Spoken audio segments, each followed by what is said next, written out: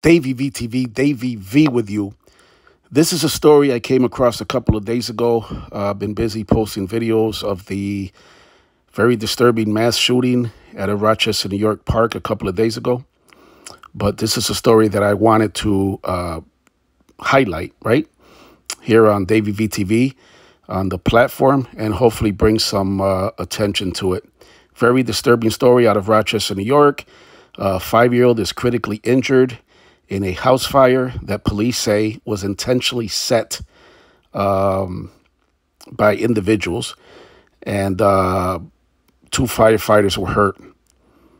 I'm going to roll the video here in a second. It is a press conference from Rochester, New York Police Chief David Smith and Rochester, New York Police Major Crimes Captain Frank Umbrino.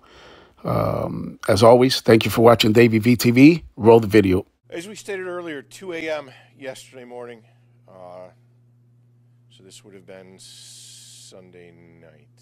No, Sunday night. Sorry, our days are blending in together for all of us. 1200 block of Portland Avenue, as I stated before, officers and the Rochester Fire Department responded for a structure fire. 5-year-old Malachi Stowell was rescued from the fire by the Rochester Fire Department and is currently still in life-threatening condition in Strong Hospital. 2 firefighters were also injured during this effort. Major Crimes and the Arson Task Force, which is comprised of the Rochester Police Department, the Rochester Fire Department, and the ATF, have been investigating this incident. The investigation has found that the fire was intentionally set. As a result, the ATF is offering a $5,000 reward for information leading to the arrest and conviction of the individuals responsible for setting the fire. I would like to thank ATF for their continued partnership in fighting crime here in the city of Rochester. And I need to ask the community, as I did yesterday, for support in holding these offenders accountable for seriously injuring such a small, innocent child. Certainly no one deserves to suffer like this, but especially a 5-year-old child who was home in his bed when his house was set on fire. It's on all of us together to bring these people to justice. In a moment, I'm going to have Captain Frank Umbrino speak about the investigation, but first, I'd like to introduce Sean Krumholtz from the ATF. Good afternoon. First, I'd like to start off by saying our hearts go out to Malachi and his family and friends at this time. We'd also like to recognize the fact that the firefighters were injured here as well, and we support them. This was a senseless tragedy, and the future of this 5-year-old boy and his family is forever going to be affected. ATF has a long-standing relationship with the RPD and the community, and this is no exception. We have dedicated our fire and arson experts to this, and we are also happy to contribute this reward to the investigation. We want to follow the facts in this investigation and where they lead us, and to do so, we need the help of the public. So please, if you have any information related to this arson, call Crime Stoppers. Thank you very much.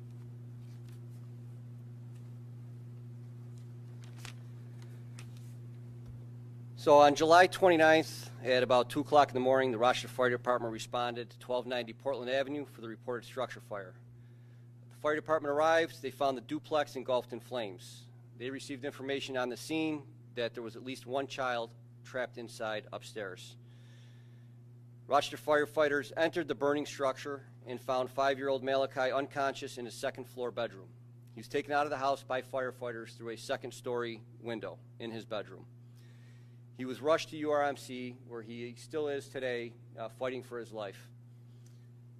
Investigators from the Arson Task Force, which consists of the RPD Major Crimes, RFD, and ATF, were quickly able to determine that the fire was in fact intentionally set from the outside of the residence at the point of entrance. The investigators believe the fire was set by more than 1 person. The suspects may consist of males and or females. Malachi lives at 1290 Portland Avenue with his parents. On the evening of the fire, the parents were out of town, and there was a 19-year-old babysitter that was spending the night to watch him. The fire, it spread so quickly that the babysitter was physically unable to make it up to, even attempt to make it up to the second floor to get the child out. She was treated at the hospital for smoke inhalation and has since been released. The adjoining apartment at 1290 Portland Avenue was occupied by 7 people that ranged in age from 3 to 49 years old. They were all able to self-evacuate, and they did not sustain any injuries. The structure was, in fact, completely destroyed by the fire. The Red Cross was there that night, and they continue to assist in finding housing for the affected families. While battling the fire, 2 Rochester firefighters sustained injuries attempting to save the child. One suffered back and rib injuries from a fall, and the other suffered burns to his upper body. Both have been treated and released and are still recovering. As far as the investigation goes, it's still too early to even discuss motive in this case. You know, quite frankly, the motive is irrelevant. You have 2 injured firefighters, and you have a 5-year-old fighting for his life. There's people right now in the community who know exactly what happened, why it happened, and who did it. We'd like those people to close their eyes for a minute and just imagine that the 5-year-old right now in the hospital on a ventilator with burns over 75% of their body is fighting for their life. Imagine if that was their son, their daughter, their niece, or their nephew. We're talking about an innocent 5-year-old child right now whose life has drastically changed forever, assuming that he even gets to see the age of 6. We're asking anybody that lives in the area of the 1200 block of Portland Avenue, please check your video cameras. If you see anything on the night that this happened, which was Sunday night into Monday, around 2 o'clock in the morning, please call us. If anybody has any information at all, please call the investigators so we can get closure in this case.